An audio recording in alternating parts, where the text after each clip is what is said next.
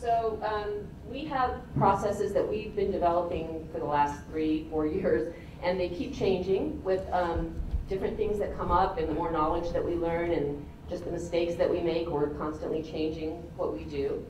But our donations, especially our local donations, come in just every kind of package and container that you can imagine. And when we first started, we were just kind of piling them in a pile until we could get to them, and then processing them when we could process them. And it was just getting so overwhelming to us because we had boxes and bins and all these things of seeds, and we didn't know when we would get to them, and we didn't really know what order to go in. Like, do we do it by season? Do we do it by when they get turned in? And we just didn't have a really good process. So, I mean, we get medicine bottles, we get film canisters, we get envelopes, we get baggies, we get just a plethora of things that come in with our seed, how our seeds come in. And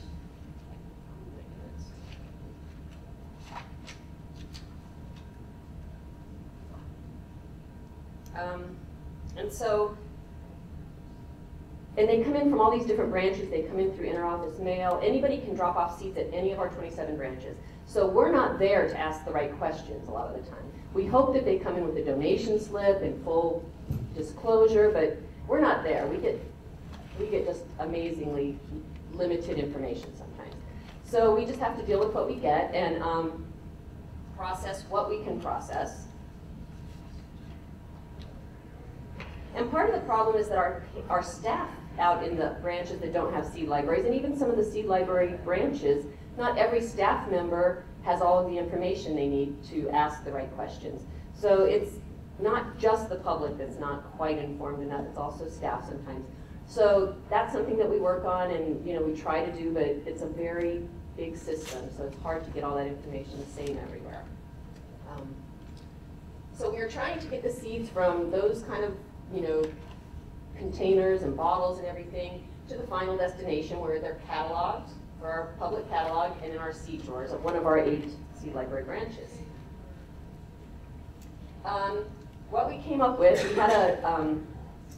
we were getting lost under all those mountains of donations, and it was difficult to keep track of them. We didn't know when they came in, what stage of process they were at, when they needed to go in the drawers. The measurable goal that we had set was to become a locally sustained seed library with all locally adapted and acclimated seeds. But that's our long-term goal. Our immediate goal is to keep seeds in the drawers and keep people checking them out. So we have to meet those immediate needs to ever attain our long-term goal.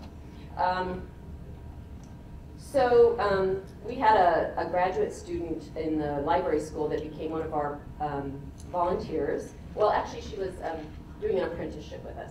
And she came up with a system for us the acronym is P.I.C.L.D. It's P-I-C-L-D, and it stands for Packaged, Inventoried, Cataloged, Labeled, and Distributed. And that's how we kind of started getting our system in manageable format. And then our goal was to measure, we needed to be able to measure the progress of our goals, which was to become a totally acclimated, local donation seed library. And we needed to be able to, if there was a problem with seeds, we needed to be able to find the seeds and pull them back from 27 branches, or at least the 8 branches where they were in the drawers. And we are hoping, of course, to maintain storylines of seeds, which has been a goal from the very beginning. That's probably the hardest goal that we have. And then just recently we've decided, we might need to work on documenting the germination rates and things of seeds. We haven't really gotten too deeply into that, but we are initiating a partnership with City High where the kids will be doing some germination testing for us in their science class, and we'll have to document that. So we keep statistics, and this kind of is a graph of our 2012 to 2013 was the last one I had, but it kind of shows the upward trend of our local donations and what we're keeping track of here. So it has how many we circulated, how many of them were locally donated, how many were company donated. The green is the unknown because we weren't doing this from the very beginning. This kind of came in a little bit after we started. We didn't have this process set up from the very beginning. But you can see the green is getting much smaller as we developed a process for tracking this stuff. So this is our pickle that I just told you about. And it seems kind of silly, but it's actually, it saved our life. It's made things so much more streamlined and efficient for us. So we get all the seeds in, and we put them in bins that don't have any, they don't have any of the P.I.C.L.D. anything on them. But we know that they're donation. We put a date on them when they were donated. And then we have bins that say, and then we get volunteers and some of the staff from the library who will come and they'll package them. They'll either pick the little plastic bags or the glassine bags, depending on the size of the seed. And they'll package them up and bundle them in bundles of 10.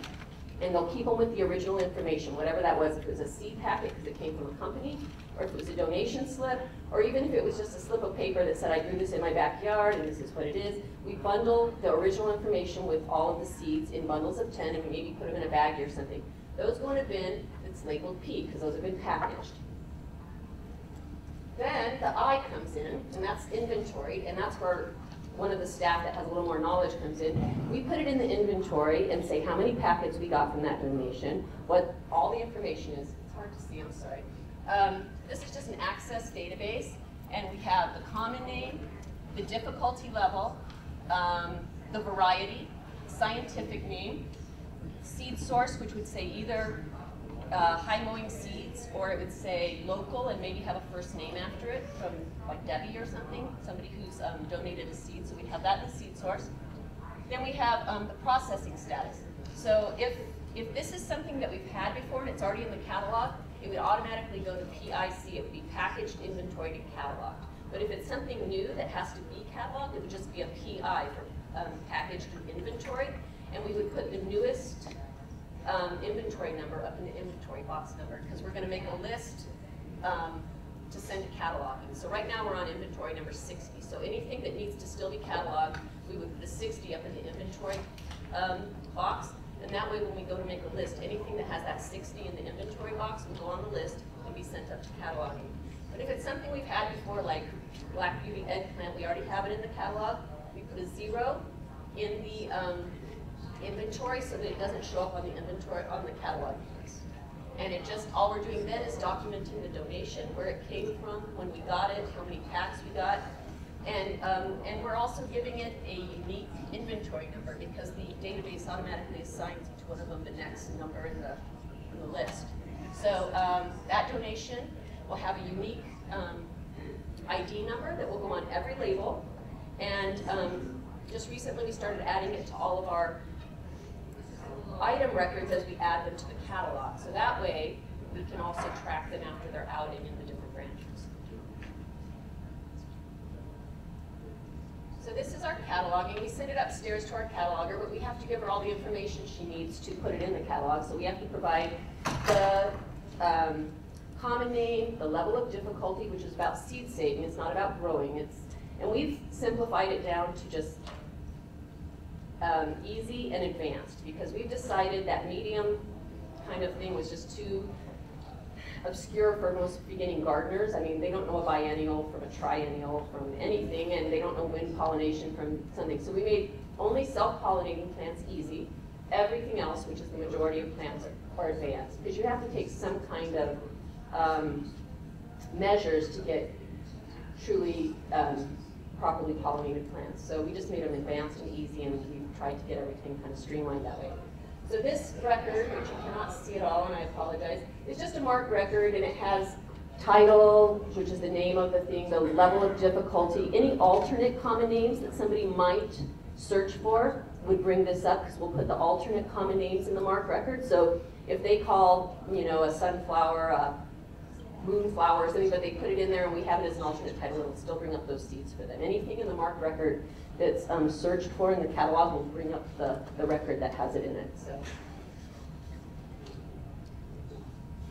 So our labels, the next step of P.I.C.L.D. is labels, and we can't label anything until it's in the catalog, because the labels have to reflect exactly what the catalog says, because we do reserves. So we do paging slips out at the branches that have physical seed libraries, and if the label doesn't match the paging slip exactly, an 18-year-old page or a 16-year-old page isn't going to know that that seed is that seed unless it is exactly. It has to say the right level of difficulty, the right title, the right variety, and everything. We have a whole bunch of barcodes with that seed.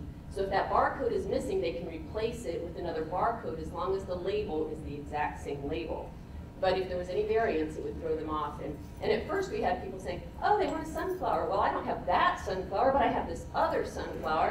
And they didn't even have any concept that maybe a red sunflower and a lemon yellow sunflower might be different to a gardener, you know. So, and they just, they would just replace any sunflower with another sunflower. So we have to keep it really precise. So unless it's been cataloged, we don't do a label. And on our labels, we have the common name, the level of difficulty, the variety, botanical name, the seed source, the unique ID number, and then just our phone number and our logo. And we put those on the little plastic baggies or the glassine baggies that we started out with coin envelopes, and of course all the little seeds came out of the corners, so we ended up switching. And some people had an issue with us using the little baggies at first, but those have actually turned out to be the most eco because people return seeds in them. The label stays on them so people keep better track of what they've checked out, whereas the glassine ones, you rip them, you usually destroy the label when you open them up, and so people lose track more of what they actually checked out. This has actually turned out to be a better system, even though it's not really intuitive that the plastic would be the most eco thing. And then when we distribute them, this is our ILS, our Millennium system, where we add individual items to the catalog and to the system. And this is where I just recently added a new node field where we're putting in the unique ID number. And the reason I did that was because we had the unique ID number in the database, we had it on the labels, but the minute they were barcoded and sent out there could be 5 different donations of Black Beauty eggplant in the drawers out there, and I wouldn't know which one was out there if I didn't have the unique ID code in the item record. So we just realized how important it was to actually have the unique ID code all the way through the catalog, because we can open up those records then and track those seeds, and we can say, oh, all that donation is at Martha Cooper, or all that donation ended up at this other branch, and we can pull them back if there's ever a problem. If they need to be relabeled, or if they need to, if they have a virus, or and we find out about it, or low germination rates, we would be able to pull that whole unique donation back and take it out of the system. So that was a really important move, and it was very recent too, just kind of came to me how to do that very recently. So that's the distributed. And then, of course, they end up in the public catalog, and if my slides were better, you'd be able to see that, if you can do a search, like a Dewey search for seed library, and pull up an alphabetic list of all the seeds in the whole catalog, and then go on each one. As they become unavailable, because people check them all out, we suppress those records so they don't show up in the catalog anymore. If you're one of the last people to get one and we don't have any more copies, you're trying to reserve a copy over, and we're out of copies, it'll give you a message saying, we're out of that right now, but try back another time. If we get more in, they might come back. But we never know what's going to be donated, so we don't guarantee that we'll get more of those seeds for anybody. And we don't order seeds because people want a certain seed. We're completely donation dependent, and whatever we have, that's what we put out, whatever is available. So we aren't able to meet requests or anything like that. So if there aren't any left, you'll get a note saying you can't have that, unfortunately. But yes, if you have a different lot of seed of the same variety, but a different ID number because it was a different lot, does that, and you haven't put them in the catalog because you thought you had enough, does that send a message to you that you need to then load those in the catalog? we don't have any messages or anything. What we usually do is send out emails to our branches and just say, are you short on anything seasonal that people are asking for, or are your drawers empty? And again, we just send what we have. We have bins back on the third floor. There used to be reference books, but those don't exist anymore. So we took over the reference shelves, and it's just bins of seeds, and it's bins of donations, then bins of packaged, bins of inventory, bins of cataloged, bins of labeled, and bins of to be distributed. And we have a bin for each of the 8 branches, and we kind of fill them up and kind of distribute the seeds as evenly as we can. But every branch doesn't check seeds out equally, so the busier branches, excuse me, we tend to have to replace more frequently. And main library upstairs is probably the busiest because we have the biggest selection. And another thing that we do is, like, sometimes we get a very small amount of seeds as a donation, just like 1 package or 2 packages. And it's not enough to really warrant a whole bib record, because, I mean, you just saw the process it takes to get a bib record. That's a lot of staff time, a lot of energy, and if we only have a couple packs of seeds, it's doubtful anybody's going to really return that variety. So we have an uncatalogued bib record where we can put these small amounts of seeds. They won't show up in the catalog to be reserved, but if you happen to be in a seed library browsing, they'll be in the drawer and you can take them. And we do that just to save time when it's not really worthwhile, because we are putting bib records in all the time, and a lot of those seeds don't come back in that variety. So it's something that just saves us some time, and it is a little more streamlined for the process. Another thing that I wanted to touch on, the uncatalogued,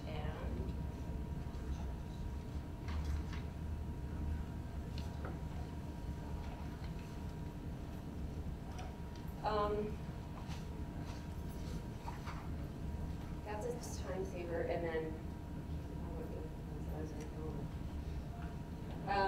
so those are the views of the catalog. Once you click on an item, it brings up more information and will tell you which branches that have actual copies of it. But it doesn't, I mean, if you wanted to drive across town to go get seed, you could, but really it's, you just put a reserve and we'll send it to you from whatever branch has it. So that's basically what I have. Does anyone have questions? Yes. Checking them out, is there a checking out process? Or? There is. They're just like any of our other items, and they have to be scanned. The barcode has to be scanned. You can have 6 of them per month. At the end of the month, we wipe them off of your record so that you can check out 6 more. And we don't ever require somebody to bring them back. So our system lets you check out 6 per month. And if you really need more, we'll override that. But they do count against your 25 checkouts that you're allowed from the library altogether. It is an item. And at the end of the month, we wipe them off, and that's when we do our stats. We also count all of our missing items as checked out, because so many people just don't understand that you scan a barcode on a pack of seeds. So they walk out, but we figure it's still the exact same thing. They took them home and they're planting them. It's no different than checking out, except that they didn't go through the process. So since we're not requiring them to bring them back or anything, missing seeds we count as checked out seeds as well.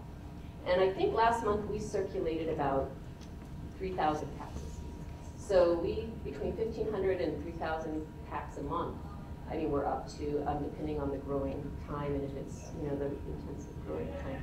So it's a lot of seeds to process, and it's a lot of seeds to keep on top of. The P.I.C.L.D was amazing for us because we were able to train other staff members that don't have a lot of expertise in just one part of the process. So people can go up to the shelves and say, oh, these need to be labeled, and there'll be a whole bunch of labels already printed out, and some people can just put labels on a package. Other people have enough expertise to add them to the database. Or some people can just package. They know how many seeds go in a pack. But they don't have to be an expert on the whole process. So a page can do this one part, and a library substitute can help us with this part. And it's not all dependent on Justine and I and just the staff that does the seed library. We're able to kind of disperse some of the workload, which it's an intensive workload. It's not light. I'm curious about that, and if you could kind of estimate in the first year how much staff time had to go into creating the system, and then once it's established in a year, how much does the library invest in running this system? Well, Justine and I were both part-time, I think, when the seed library was starting. So we did write, when we first did it, we wrote in our proposal, we totally underestimated what was going to be involved. And gosh, if we, so I would say at the time, 60%, at least 60% of my work hours and, 50% of my home, my non-work hours were towards that. And likewise for Kelly, in addition to the folks cataloging, who were doing it, kind of creating this new system, sort of devising this new system. we didn't set aside any staff for the seed library. This is what we do in addition to being librarians and catalogers and working desk hours, 5 desk hours a day. This is our off-desk kind of programming time or duty time or something. And it's not the only thing we do. It's not the only thing we do. you know, it's not the only programming we do. But that's why the first year I would say I touched every single pack of seeds that went through this library in some stage, either in packaging, barcoding, labeling, or something. It went through my desk, and that was daunting. So now the fact that we have about 10 staff members almost that can do some part of the process, as long as we keep it on track, really helps. And it's a lower level of skill. Like I said, they don't have to have any botanical knowledge to put a label on a package. They don't have to have any botanical knowledge to put a barcode on a package. It's a little more distributed. It's still, all of them go through this library though. So Justine and I, you know, still have a lot of hands-on time. But we're doing a pretty big scale seed library. And that's not everybody's mission. Not everybody is trying to reach 1 million people in 27 branches. That's our mission. That's what we're doing. But it's not everybody's mission. So you just have to keep in perspective and do what you can do. I mean, really, every seed library will grow itself to be what it is. The demand will necessitate what you do, or the availability of resources will necessitate, you know, it'll create itself. It's not, so we don't have separate funds for the seed library at all. We get some monies from the sustainability fund, which is a fund that covers the book, bike, and a whole bunch of other programs. And we get our labels and our packages and pay for programming. So anything that we get is from this sustainability fund that we get a portion of. And then, like I said, our hours aren't really designated for seed library. It's just we do it when we're on desk, we're packaging or labeling, and we're doing, you know, whatever we do when we're doing other stuff as well. So, you know, it's time consuming though. And hopefully some of the steps we've taken will help some of you not take as much time to develop the process that we took, because we made a lot of mistakes along the way and had to just come up with these processes out of nothing. We didn't really have a lot of guidance except from, you know, Rebecca and some of the people that had gone before us, but it didn't all apply to us. So ours was a lot of breaking new ground and figuring new things out. So, any other questions? Yes. Your net at the end of the day, at the end of the month or the year, are you getting as many seeds coming in as are going out, or how is that flow? How's that flow looking at this point, 4 years into it? As many. We've never run out of seeds to process. But we do request seeds every year still. We still send out letters to seed companies and request donations. So we get those, and then we get, you know, local donations. We've never run out of seeds. We've never run low on seeds. I wouldn't say that the people that are checking them out are returning the same amount that they're checking out by any means, you know, because there's a lot more people checking out than there are returning seeds. But one really great gardener can return a lot of seeds, you know, so it's not an equal sum thing. It's you're probably going to count on some really good gardeners that are going to really sustain your seed library while everybody else learns and the little ones kind of trickle back in, you know. It's not, for us anyway, dealing with the public and people that aren't professional gardeners or even hobbyist gardeners necessarily, it's more likely, it's hot in here, it's more likely that we have certain people that are donating seeds and a lot of people that are taking out seeds. And we just want people to not be afraid to check out seeds and plant seeds and grow food and just have more of a, you know, we're trying to reintroduce people to the whole notion of where their food comes from. So it's definitely not. You don't get back quite. I mean, some seed libraries do because they require it. If you were here yesterday, Dave, it's like we want our seeds back. You know, so it just depends on what your mission is and what you're trying to do. We're just trying to get seeds out to people's hands really, and eventually get the seeds back. So, anyone else? Yeah. So do you purge your bid records that don't have anything attached? Do you have a timeline? Like, where do you draw the line that you're not going to get those? I don't know if we've done a purge of bid records. Well, we were initially purging them, and then we realized, well, we may get these seeds back, and so they get suppressed. We don't purge them. They talked about maybe after a couple of years if they were still there and that particular variety wasn't coming back, then we could purge them. But we have a lot of server space. And you never know, another donation might come in, you know, from that sort of seed. I guess some of the more obscure ones, and again, that's probably why I started up the uncataloged seeds, because I'm like, okay, there's 20 seeds here. What's the chances that the right gardener is going to get these, take them home, grow them, be successful in return? You know, it's not a huge chance that that's going to happen. So Yeah, I mean, the ones that we get 1,000 seeds of, or, 1,000 packets of seeds of, we have a much better chance of getting seed staff from. So, at some point we may have to look at that. We haven't. Anyone else? Did you have a question? I guess I was wondering, you talked about missing seeds, so how often is that just discovered through Well, you're going through the box and somebody wants, a certain variety, you go and there's none there, yet the catalog says there should be 20 there. You mark them missing. And it's something that each branch kind of needs to keep up on, because we'd like to know when the seeds go missing so that we can count them as circulated for that month. Otherwise, if you just do them twice a year, one month is going to look like you circulated like tons of seeds that are missing when you didn't rip. Those weren't when they went walking, so it's not very accurate. It messes up our stats if people don't keep up on that. But it's each branch has to just go through the drawers and see what's missing and mark them as missing. Anyone else? Have you done anything with seed swaps around your bookmobile? I'm interested in serving extremely rural populations. No, we really haven't. Do it on the book bike. Take seeds on the Book bike.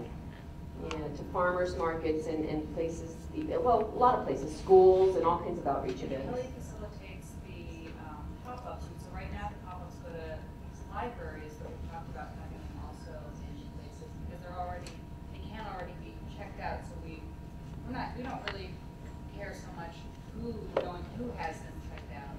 So as long as we just check them out so we can count them as no longer available in the stores and be browsing. And so we can just check them out on our branch card or something like that and then put them in a space and people are welcome to get them. And it's got the information there and it's be really sort of a pointed direct outreach. Yeah. Also, we have these pop-ups that we developed, which are like little shoe boxes that we fill with seeds, and we send them out to the branches that don't have a physical library, so that we introduce those patrons to the whole concept of the seeds and everything.